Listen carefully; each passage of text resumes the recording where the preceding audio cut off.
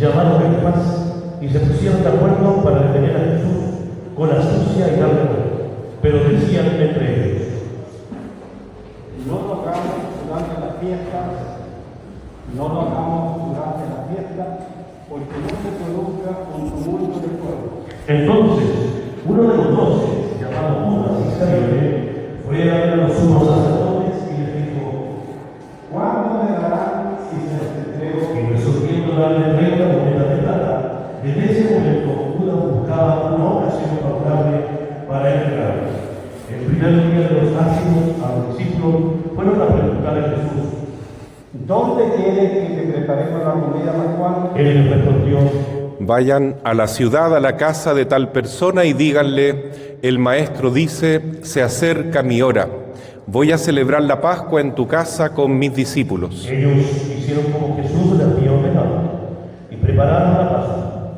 Al atardecer estaban a la mesa con los 12 y mientras comían, Jesús les dijo: les aseguro que uno de ustedes me entregará. Profundamente apenados, ellos empezaron a preguntarle uno por otro: De ellos, él entonces respondió: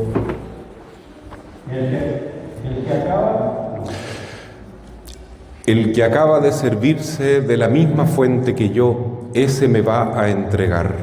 El Hijo del Hombre se va, como está escrito de él, pero ay de aquel por quien el Hijo del Hombre será entregado.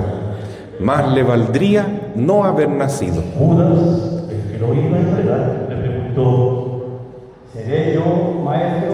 Tú lo has dicho. Le respondió Jesús.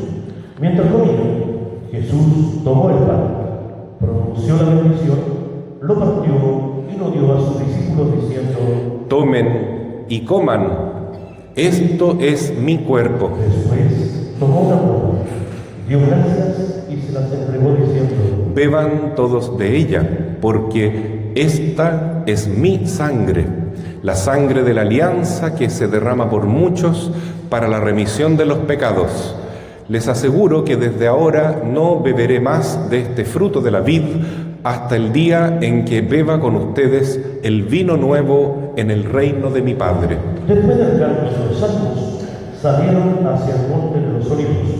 Entonces Jesús les dijo: esta misma noche ustedes se van a escandalizar a causa de mí, porque dice la Escritura: heriré al pastor y se dispersarán las ovejas del rebaño.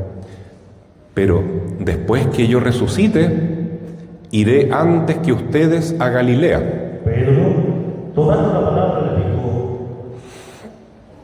aunque todos se escandalicen por tu causa, yo me escandalizaré jamás. Jesús entonces le respondió: te aseguro que esta misma noche, antes que cante el gallo, me habrán negado 3 veces. Pedro le dijo: aunque tenga que morir contigo, jamás te negaré. y todos los discípulos dijeron lo mismo. Cuando Jesús llegó con sus discípulos a una propiedad llamada Getsemaní, les dijo: quédense aquí, mientras yo voy allí a orar. Y llevando con él a Pedro y a los 2 hijos de Zebedeo, comenzó a entristecerse y a angustiarse. Entonces les dijo: mi alma siente una tristeza de muerte. Quédense aquí, velando conmigo. Y adelantándose un poco, cayó con el rostro en tierra orando así: Padre mío, si es posible, que pase lejos de mí este cáliz, pero no se haga mi voluntad sino la tuya. Después volvió junto a sus discípulos y los encontró durmiendo. Jesús dijo a Pedro: ¿es posible que no hayan podido quedarse despiertos conmigo ni siquiera una hora? Estén prevenidos y oren para no caer en la tentación, porque el espíritu está dispuesto, pero la carne es débil. Se alejó por segunda vez y suplicó: Padre mío, si no puede pasar este cáliz sin que yo lo beba, que se haga tu voluntad. Al regresar, los encontró otra vez durmiendo, porque sus ojos se cerraron al sueño.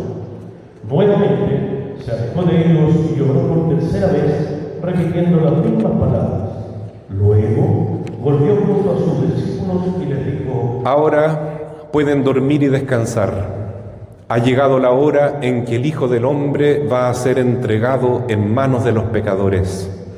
Levántense, vamos, ya se acerca el que me va a entregar. Jesús estaba hablando todavía cuando llegó Judas, uno de los 12, acompañado de una multitud con espadas y con palos, enviada por los sumos sacerdotes y los ancianos del pueblo.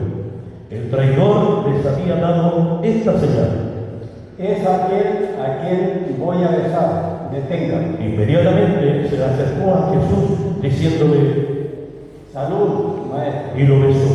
Jesús entonces le dijo: Amigo, cumple tu cometido. Entonces se abalanzaron sobre él y lo detuvieron. Uno de los que estaban con Jesús sacó la espada y hirió al servidor del sumo sacerdote, cortándole la oreja, y Jesús le dijo: Guarda tu espada, porque el que a hierro mata, a hierro muere. ¿O piensas que no puedo recurrir a mi Padre? Él pondría inmediatamente a mi disposición más de 12 legiones de ángeles. Pero entonces, ¿cómo se cumplirían las Escrituras según las cuales debe suceder esto? Y en ese momento Jesús dijo a la multitud: ¿Soy acaso un bandido para que salgan a arrestarme con espadas y palos? Todos los días me sentaba a enseñar en el templo y ustedes no me detuvieron. Todo esto sucedió para que se cumpliera lo que escribieron los profetas. Entonces todos los discípulos lo abandonaron y huyeron. Los que habían arrestado a Jesús lo condujeron a la casa del sumo sacerdote Caifás, donde se habían reunido los escribas y los ancianos.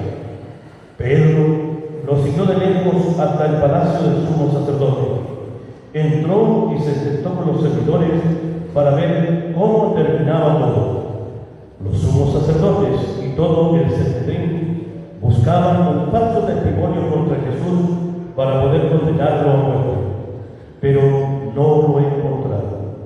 A pesar de haberse presentado numerosos testigos falsos, finalmente se presentaron 2 que declararon: Este hombre dijo: yo puedo destruir el templo de Dios y reconstruirlo en 3 días. El sumo sacerdote, poniéndose de pie, dijo a Jesús: ¿No respondes nada que los que esto están declarando contra ti? Pero Jesús callaba. El sumo sacerdote insistió: Te juro por Dios vivo en que me digas si tú eres el Mesías, el Hijo de Dios. Entonces Jesús le respondió: Tú lo has dicho. Además les aseguro que de ahora en adelante verán al Hijo del Hombre sentarse a la derecha del Todopoderoso y venir sobre las nubes del cielo. Entonces el sumo sacerdote rasgó sus vestiduras diciendo: Has blasfemado. ¿Qué necesidad tenemos ya de testigos? Ustedes acaban de oír la blasfemia. ¿Qué les parece? Ellos respondieron: Merecen la muerte. luego lo escupieron en la cara y lo abofetearon. Otros lo golpeaban diciéndole: Tú que eres el Mesías, profetiza, digno, ¿quién te golpeó? Mientras tanto, Pedro estaba sentado afuera, en el patio. Una sirvienta se acercó y le dijo: Tú también estabas con Jesús el Galileo. pero él lo negó delante de todos, diciendo: No sé lo que quieres decir. al retirarse hacia la puerta, lo vio otra sirvienta y le dijo a los que estaban allí: Este es uno de los que acompañaban a Jesús de y Nazaret. nuevamente Pedro negó con juramento. Yo no conozco ese hombre. Un poco más tarde, los que estaban allí se acercaron a Pedro y le dijeron: Seguro que tú también eres uno de ellos. Hasta tu acento te traiciona. Entonces Pedro se puso a maldecir y a jurar que no conocía a ese hombre. Enseguida cantó el gallo, y Pedro recordó las palabras que Jesús le había dicho: antes que cante el gallo, me negarás 3 veces. Entonces Pilato puso en libertad a Barrabás, y a Jesús, después de haberlo hecho azotar, lo entregó para que fuera crucificado. Los soldados del gobernador llevaron a Jesús al pretorio y reunieron a toda la guardia alrededor de él. Entonces los desvistieron pusieron un manto rojo. Luego le dieron una corona de espinas y la colocaron sobre su cabeza. Pusieron una caña en su mano derecha y doblando la rodilla delante de él, se burlaban diciéndole: Salud, rey de los judíos. Y después, escupiéndole, le quitaron la caña y con ello la golpearon en la cabeza. Después de haberse burlado de él, le quitaron el manto, le pusieron de nuevo sus vestiduras y lo llevaron a crucificar. Al salir, se encontraron con un hombre de Cirene llamado Simón y lo obligaron a llevar la cruz. Cuando llegaron al lugar llamado Gólgota, que significa lugar del cráneo, le dieron a beber vino con hielo. Él lo probó, pero no quiso tomarlo. Después de crucificarlo, los soldados sortearon sus vestiduras y se las repartieron, y sentándose allí, se quedaron para el custodiarlo. Colocaron sobre su cabeza una inscripción con el motivo de su condena: Este es Jesús, el Rey de los judíos.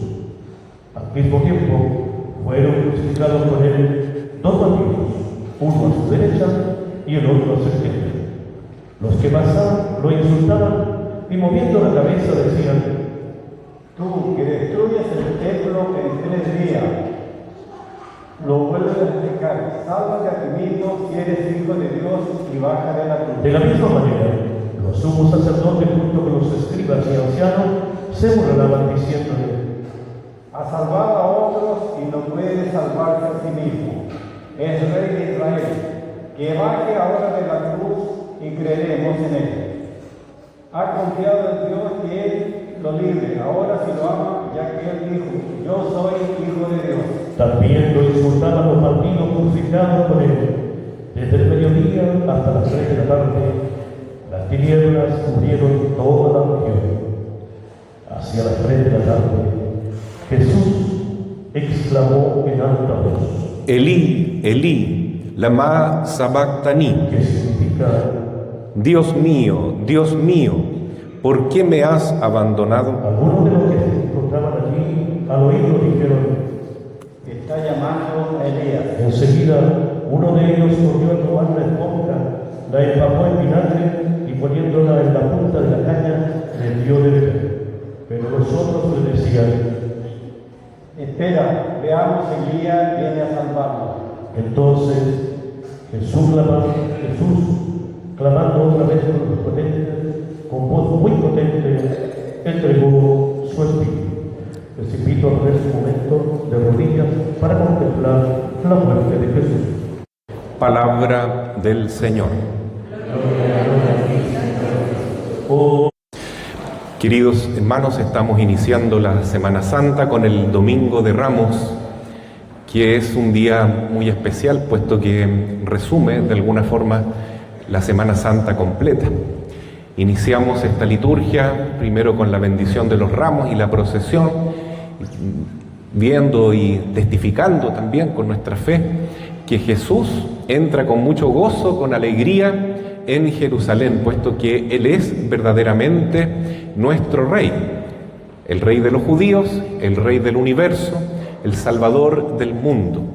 Y por eso merece entrar como Rey, ser aclamado como tal, pero entra humildemente en esta oportunidad, en su primera venida, montado en un burrito.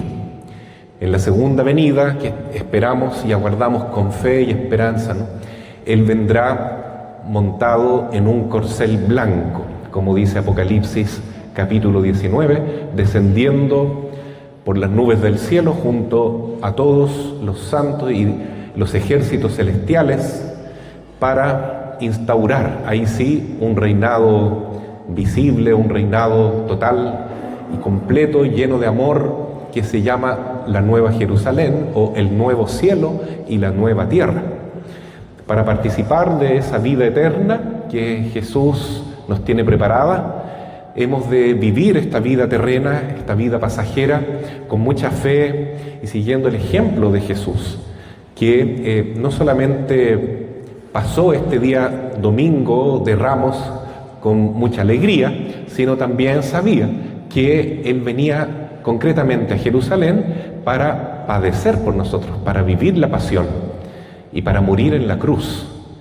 Entonces también nosotros, como cristianos, si somos realistas y tenemos esa fe y esa humildad de aceptar la voluntad de Dios y seguir los pasos del Señor, no nos vamos a asustar ni tampoco nos vamos a asombrar tanto de que en la vida nos lleguen pruebas, dificultades, cruces, problemas de todo tipo. Eso no es una maldición para un cristiano, simplemente el modo que Dios ha determinado que vivamos la cruz, porque cada uno tiene una cruz a su propia medida, ¿no? Y de ese modo, aceptando la cruz, aceptando sufrir con Cristo, ofreciendo esos padecimientos, esas dificultades, con paciencia, con amor, con perdón, cuando son situaciones dolorosas de traición, por ejemplo, como sufrió Jesús, que fue entregado por Judas, que fue negado por Pedro 3 veces, y aún así lo perdonaba inmediatamente, ¿no? Y también sufriendo la burla, el escarnio, la humillación. También a veces nosotros vamos a tener que sufrir eso, que hablen mal de nosotros, que nos traicionen, que nos den vuelta la espalda, que nos echen, nos excluyan, nos dejen de lado, como lo hicieron con Jesús. Y vemos que el Señor respondía siempre con amor: perdónales, Padre, no saben lo que hacen. El camino de un cristiano entonces es prepararse para tomar esta cruz y vivir el Viernes Santo junto al Señor, porque Él viene realmente a transformar el mundo, a liberarnos del mal, a hacernos personas felices, personas libres, personas renovadas por entero, a darnos una gran riqueza y, por qué no decirlo también, una gran gloria, puesto que todos estamos llamados a reinar con Cristo, a vivir esa gloria de la resurrección, esa gloria de la vida eterna, de ese gozo de saber cumplir con mi deber en el momento difícil, acompañé a Jesús. Y bueno, si no lo cumplí, si nos pasa, muchas veces nos va a suceder en la vida, ¿no? Que decíamos el Domingo de Ramos: Hosana, bendito sea el que viene en el nombre del Señor, viva el Hijo de David. Bueno, es fácil a veces, ¿no es cierto?, estar con Jesús en las buenas, cuando todo nos sonríe, y a Jesús también. Pero es difícil estar con Jesús en las pruebas, ¿no? Entonces puede ser que alguna vez también nosotros traicionemos a Jesús y gritemos en vez: crucifícalo, crucifícalo. Porque esa vida doble, lamentablemente, está en cada uno de nosotros. Dígame, ¿quién no es pecador? ¿Quién no tiene en su corazón un poquito de cizaña, un poquito de maldad, ¿no es cierto? Todos tenemos que cambiar y mejorar. Y es esa maldad la que nos hace muchas veces darle la espalda al Señor y crucificarlo o desearle el mal en vez de seguir sus pasos, como lo hizo fielmente la Virgen María, el apóstol Juan y la gran apóstol de apóstoles, como decía el Papa Francisco, que es Santa María Magdalena, la mujer que anunció a todos los apóstoles la resurrección del Señor. En todo caso, hermanos, existe la posibilidad de levantarnos nuevamente, de pedir perdón a Dios, de llorar nuestros pecados. No nos vaya a suceder como Judas, que después de un pecado, de una traición a Cristo, nuestro Dios amado, digamos: no tengo perdón de Dios, yo ya no sirvo para nada. Y Judas fue y se ahorcó, se quitó la vida, se desesperó del perdón de Dios. No, tenemos que siempre confiar en Dios, aún caídos, aún estando en el suelo, de alguna manera sepultados por nuestras propias culpas, por nuestra conciencia pesada, por haber pecado, por haber ofendido a Dios. Tenemos que poner la confianza en el Señor, igual como lo hizo Pedro, que salió afuera después de negar a Jesús 3 veces, y cuenta la tradición que comenzó a llorar. Y Pedro era muy emotivo y era muy apasionado, ¿no es cierto? Entonces, cuando él se da cuenta que se había cumplido la profecía del Señor: antes que el gallo cante, tú me negarás 3 veces. Entonces se puso a llorar y nunca más paró de llorar. Pobre Pedro, durante toda su vida lloró amargamente su pecado, su traición a Jesús, pero nunca dejó de confiar en Dios y de confiar en el perdón de Jesús. Y vamos a ver después de la Semana Santa cómo Jesús se encuentra resucitado ya con Pedro y le pregunta 3 veces: ¿me amas? ¿Me quieres? Entonces apacienta mis corderos. Y yo te confirmo como jefe de la iglesia, porque era la tarea que él tenía, ¿no? Como apóstol, ser el sucesor de Jesús. Y cada papa, sabemos, es el sucesor de Pedro. Entonces vemos que si hasta el papa puede equivocarse, puede pecar, igualmente todos los sacerdotes, obispos, diáconos, todos los cristianos a lo largo del camino vamos a tener nuestras caídas, ¿no? Así como vamos a ver en el Vía Crucis, ¿no? Jesús se hizo hombre y semejante en todo a nosotros, menos en el pecado, pero al menos tuvo estas caídas que fueron esos 3 grandes tropiezos cuando él cargaba la cruz en el Monte Calvario. Eso lo vamos a vivir el Viernes Santo, cuando revivamos el Vía Crucis en comunidad junto al Señor. Y entonces, ¿qué vemos ahí? Que Jesús se levanta cada vez, se pone de pie, confía en Dios y vuelve a cargar su cruz. Queridos hermanos, así es nuestra vida acá en la tierra. Estamos en un valle de lágrimas, sí, esa es la verdad. No podemos anunciar que por ser cristianos de ahora en adelante todo nos va a brillar, vamos a parar de sufrir, que ahora todo va a ser como caminar sobre pétalos de rosa. No es así. Vamos a caminar sobre espinas, vamos a subir un cerro junto a Jesús, vamos a tener que cargar nuestra cruz. Pero porque justamente queremos ser fieles, porque es la voluntad de Dios. Porque como Jesús podemos decir: aparta de mí este cáliz, Padre, está muy pesado todo este dolor, pero no se haga lo que yo quiero, sino lo que quieres tú. Por esa fidelidad, por esa compañía permanente a Jesús, también nosotros un día vamos a gozar la resurrección, la vida eterna. Y no solamente después de esta vida, ya en este mundo podemos ser felices, podemos ser santos, podemos ser bienaventurados, si aceptamos la voluntad de Dios siempre. No solo las cosas buenas, sino también las dificultades, pruebas y cruces. Porque, como muy bien dice San Pablo, si con Cristo sufrimos, creemos que con Él también reinamos. Es entonces, para los cristianos, algo muy misterioso entender que el Rey que nosotros tenemos, el jefe, el guía, el norte, la brújula que nos muestra Dios, es el camino del sufrimiento, el camino del amor que se hace sacrificio, que se hace ofrenda y sobre todo obediencia al Padre, tal como Jesús. Es un rey tan diferente. No viene a este mundo a lanzar bombas a los demás países, a blandir su espada para derramar sangre ajena. Eso es fácil. Odiar, tener resentimiento, buscar la revancha, la venganza.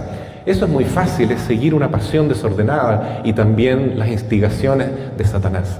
Pero mucho más difícil es hacer como Jesús, que podamos perdonar, vivir humildemente y pacientemente esa pasión, esa voluntad de Dios y no derramar la sangre de nuestros hermanos, sino, si es necesario, la nuestra, para poder servir a Dios y amar a nuestros hermanos. Es muy bonita la misión que tenemos nosotros los cristianos, aún en este mundo que está tan oscurecido de errores, de ceguera, de búsqueda de ídolos falsos, el dinero, el poder, los placeres que dan el mundo, etcétera, los falsos prestigios que lamentablemente hacen que estemos como estemos, ¿cierto? Con tanta guerra, con tantas dificultades, problemas económicos, por la desidia, por la forma de gobernar de muchos que en vez de ayudar al prójimo y buscar el bien común y servir a la comunidad, se sirven a sí mismos y después todos tenemos que sufrir, ¿no?